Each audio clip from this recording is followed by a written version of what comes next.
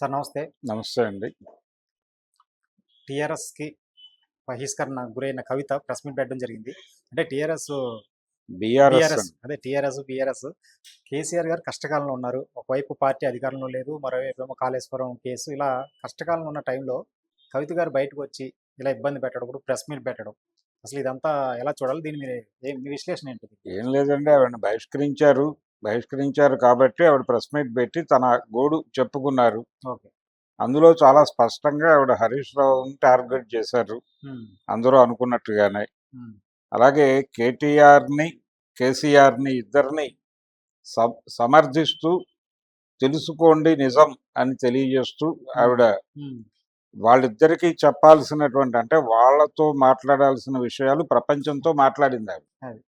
ఈ మాట్లాడే క్రమంలో అనేక విషయాలు ఇప్పటిదాకా ప్రజల మనసుల్లో టా అని ఉన్నటువంటి విషయాలు హ్మ్. ఆ టా తీసేసి చెప్పింది ఆవిడ. హ్మ్.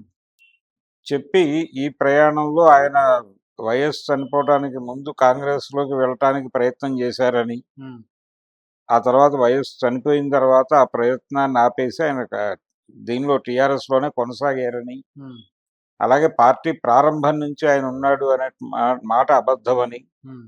ఆ రోజుల్లో ఆయన అంటే కేసీఆర్ టీడీపీ నుంచి వచ్చేసినప్పుడు ఇదన్నీ అయ్యే పనులు కాదు, ఏదో ఆవేశంగా వచ్చాడు, అక్కడ డెప్యూటీ స్పీకర్ అయితే మాత్రం ఏం పోయింది, హ్మ్. ఉంటే ఉంటే ఏదో వ్యాపారం చేసుకోవచ్చు కదా, ఈయన అనవసరంగా బయటకు వచ్చాడు అని బాధపడి ఆయన 1.5 కోటితో వ్యాపారం ఏదో ప్రారంభించాలని ప్రయత్నం చేసినట్టుగాను. హ్మ్. అయితే ఈ క్రమంలోనే మళ్ళీ ఒక ఒక 7-8 నెలల తర్వాత మళ్ళీ ఇది నిలబడుతుంది అని కాన్ఫిడెన్స్ వచ్చాక హ్మ్. అప్పుడు పార్టీలోకి వచ్చాడు, కానీ ప్రారంభం నుంచి ఆయన లేడు. హ్మ్. ఉన్నారు అని క్లెయిమ్ చేసుకుంటున్నాడు. కేసీఆర్తో మొదటి నుంచి వెన్నంటి ప్రయాణించానని ఆయన క్లెయిమ్ చేసుకుంటున్నాడు, కానీ అవన్నీ శుద్ధ అబద్ధాలు అని హ్మ్. చెప్పింది ఆవిడ. హ్మ్. ఇందులో భాగంగానే ఈ కాళేశ్వరం ప్రాజెక్టుకు సంబంధించి రేవంత్ రెడ్డి గారు ఇలా ఆరోపణలు చేయటము, కేసీఆర్ని టార్గెట్ చేయటం కూడా హ్మ్. హరీష్ రావు కుట్రలో భాగమే అని చెప్పింది ఆవిడ. హ్మ్. చెప్పి హరీష్ రావు, రేవంత్ రెడ్డి ఒక విమాన ప్రయాణం చేశారు కలిసి. ఆ సందర్భంగా ఆయన దాదాపుగా రేవంత్ రెడ్డి గారి కాళ్ళు పట్టుకుని హ్మ్.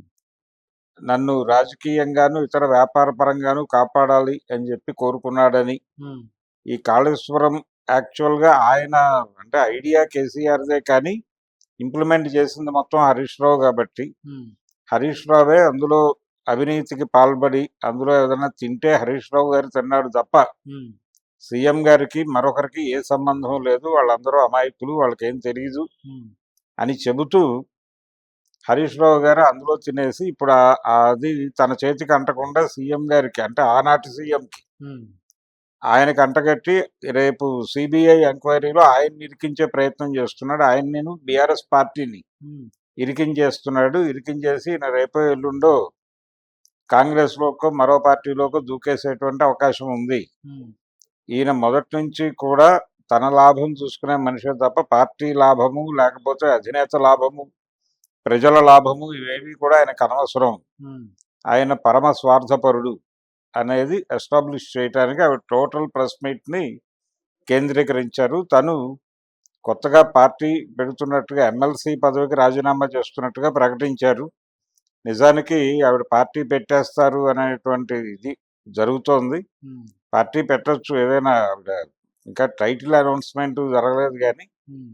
రకరకాల పేర్లు ఉన్నాయి. తెలంగాణ బహుజన రాజకీయ పార్టీ అంటే బీఆర్ఎస్ అనే పేరు వచ్చేలాగా, టీబీఆర్ఎస్ అని వచ్చేలాగా అవును. అలా ఒక పేరు, అలా కాదు తెలంగాణ జాగృతి అనే పేరుతోనే ఒక పార్టీ పెడితే బాగానే ఉంటుంది అనే అభిప్రాయం. హ్మ్. ఈ రెండు అభిప్రాయాల మధ్య ఒక చర్చ జరుగుతోంది. అలాంటి ప్రకటనలు బహుశా రేపో ఎల్లుండో రావచ్చు. హ్మ్. ఆవిడ కేసీఆర్కి విజ్ఞప్తి చేశారు, వాంటెడ్గా నీ కూతురు మీద దాడి జరుగుతుంటే నువ్వెందుకు నోరు విప్పటం లేదు, విప్పలేని కండిషన్ ఏమైనా ఉందా? ఉందా, హ్మ్. రెండోది మా కుటుంబాన్ని విచ్ఛిన్నం చేయటం కోసం హరీష్ రావు గారు రకరకాల ప్రయత్నాలు చేస్తున్నారు, ఎవరెవరితోనో కలిసి కుట్రలు పన్నుతున్నాడు. హ్మ్. ఈ రోజున నన్ను బయటకు పంపించాడు, రేపు పొద్దున కేటీఆర్ని బయటకు పంపించేస్తాడు, ఎల్లుండి మా ఇద్దరిని బయట పంపించి కేసీఆర్ని ఆయన ఏం చేస్తాడో తెలియదు, బా! ఏదైనా చేయటానికి అవకాశం ఉంది. హ్మ్.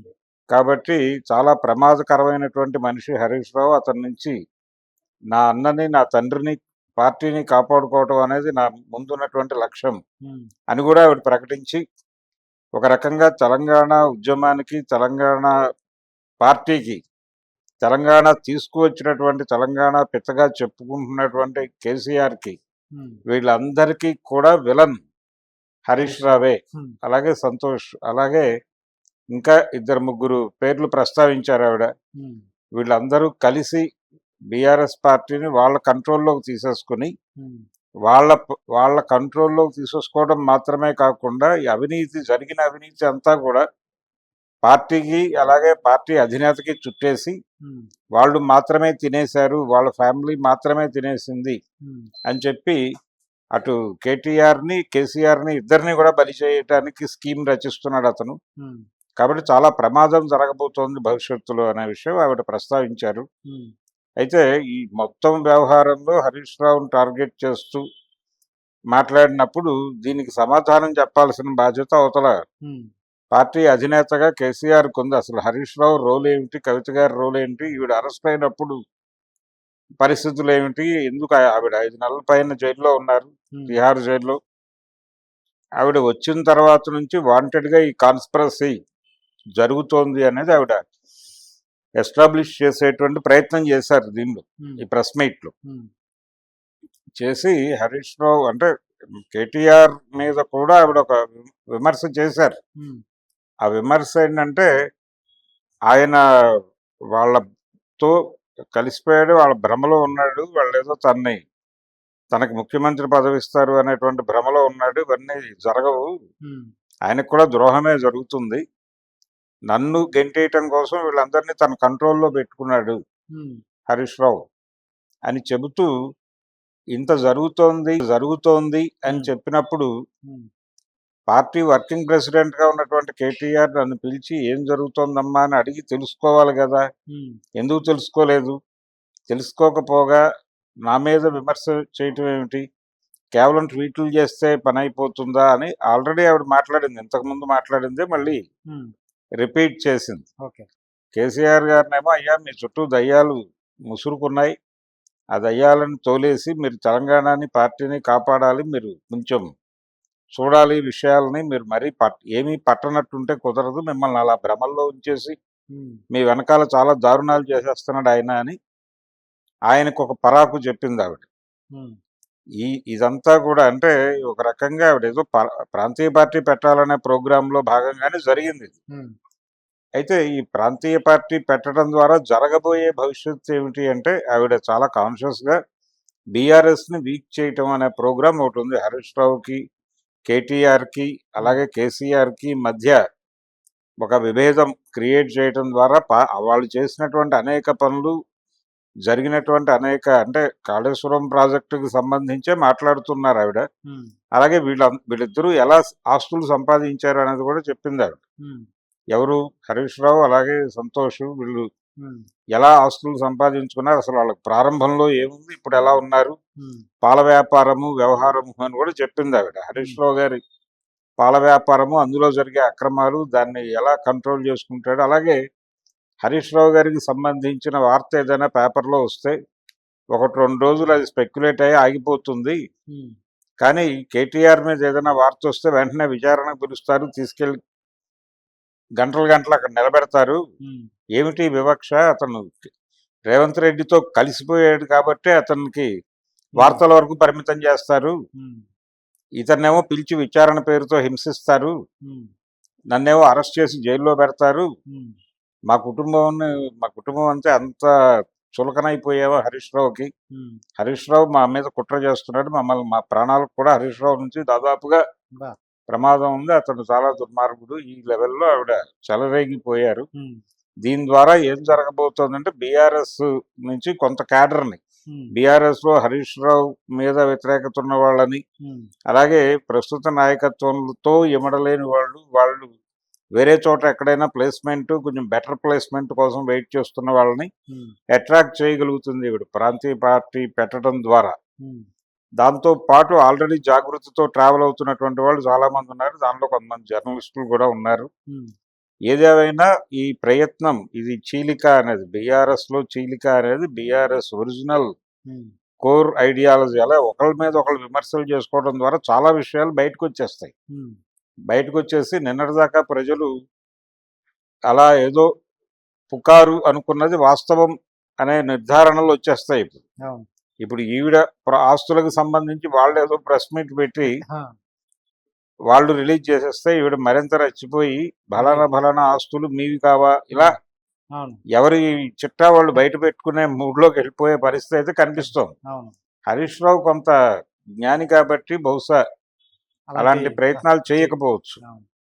కానీ చేసే అవకాశము ఉంది. ఉంది. ఉమ్, చూడాలి అతను ఎలా రియాక్ట్ అవుతాడు. అతని రియాక్షనే కీలకం దీనిలో. ఉమ్, కేసీఆర్ గారు స్పందించాలి. అయితే బీఆర్ఎస్ వీక్ అవటం అనేది, ఉమ్, అలాగే కేసీఆర్ మీద సిబిఐకి కేసు అప్పచెప్పడం, ఉమ్, సిబిఐకి కేసు అప్పచెప్పడం ద్వారా బీఆర్ఎస్ని కేసీఆర్ని కంట్రోల్లోకి తీసుకోవడం అంటే సెంట్రల్ గవర్నమెంట్కి అంటే బీజేపీకి ఉపయోగపడే ఉమ్, అంశం అది. ఉమ్, బీజేపీ ప్రతి చోట ప్రాంతీయ పార్టీలని తన కంట్రోల్లో పెట్టుకుంటోంది. ఉమ్, ప్రాంతీయ పార్టీలు ప్రాంతీయ ప్రజల ఆ ప్రాంతపు ప్రజల ఆకాంక్షలు ప్రతిఫలింపజేయటం అనే పని వదిలిపెట్టేసి ఉమ్, వాళ్ళని తన కంట్రోల్లోకి తీసుకునే ప్రయత్నం బీజేపీ చేస్తోంది. అది ఆల్రెడీ ఆంధ్రప్రదేశ్లో చూస్తున్నాం మనం. ఉమ్, ఇక్కడ కేసీఆర్ గారు ఎప్పుడూ ఒక మార్జిన్ ఉంచుకుంటాడు. ఆ మార్జిన్ లేకుండా చేయాలి ఆయనకి అనేది ప్రోగ్రాంలో భాగంగా ఉమ్, ఇప్పుడు ఈ ప్రెస్ మీటు, ఈవిడ విమర్శలు, ఉమ్,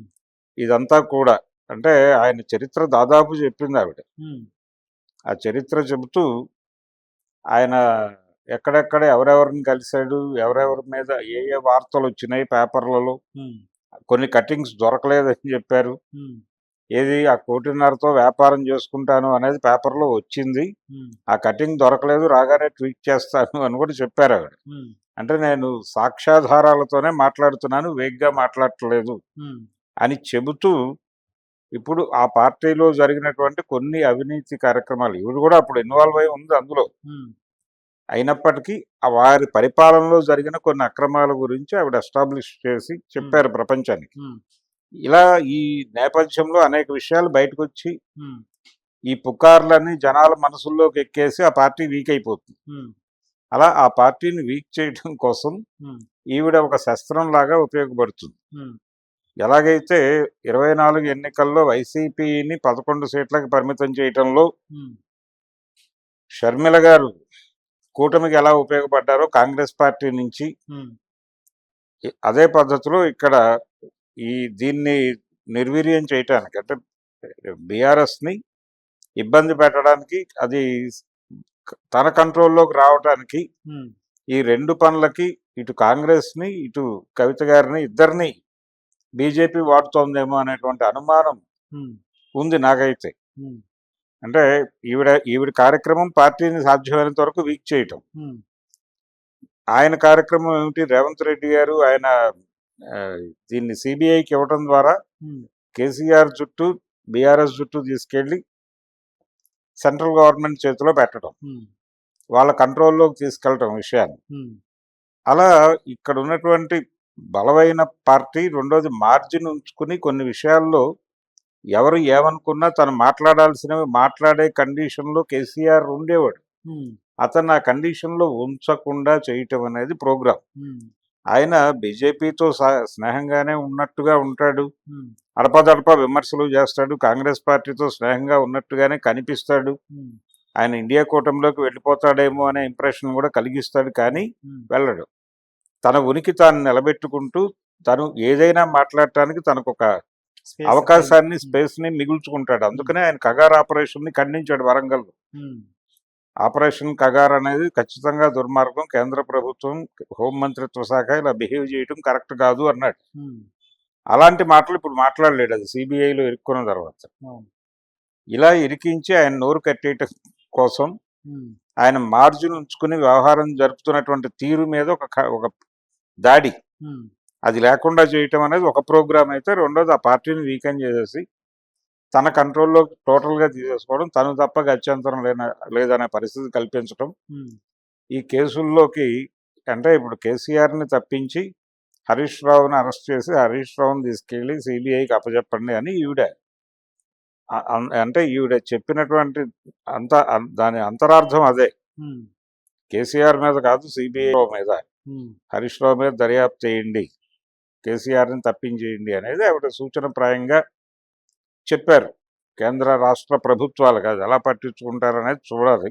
ఉమ్, ఏదేమైనా ఈవిడ తనకంటూ ఒక మార్జిన్ ఉంచుకుంటూనే తను ఎవరితో ట్రావెల్ అవుతోంది అనే విషయం ప్రపంచానికి తెలియకుండా జాగ్రత్తలు తీసుకుంటూనే ఉమ్, ప్రెస్ మీట్ మొత్తం మాట్లాడారు. ఉమ్, కానీ ఫైనల్గా ఇది ఎవరికి ఉపయోగపడుతుంది అనే కోణంలో చూస్తే మాత్రం ఉమ్, ఈ జరుగుతున్న పరిణామాలన్నీ బీజేపీకి కొంత సానుకూలత కల్పించేందుకు జరుగుతున్నటువంటి కార్యక్రమాలుగానే కనిపిస్తున్నాయి. ఉమ్. చూడాలి ఏం జరుగుతుంది అనేది. ఇంట్రెస్టింగ్గానే ఉంది ఇది. రేపు దీనికి రియాక్షన్ వాళ్ళేం మాట్లాడతారు అనేది చూడాలి. Thank you sir.